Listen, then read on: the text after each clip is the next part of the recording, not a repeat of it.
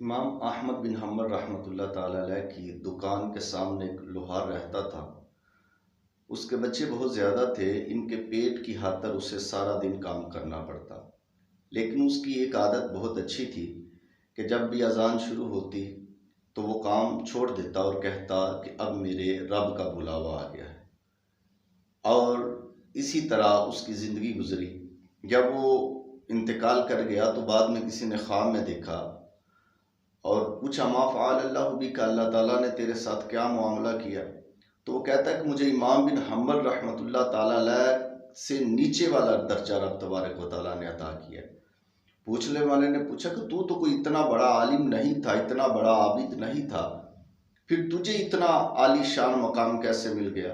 تو وہ کہنے لگا کہ ہاں، میں کوئی عالم اتنا بڑا نہیں تھا، اتنی زیادہ عبادت نہیں تھی، ہاں ایک بات تھی کہ میں نے کبھی بھی اپنے رب کے بلاوے کو رد نہیں کیا تھا، میں نے اللہ کی دعوت کو کبھی رد نہیں کیا۔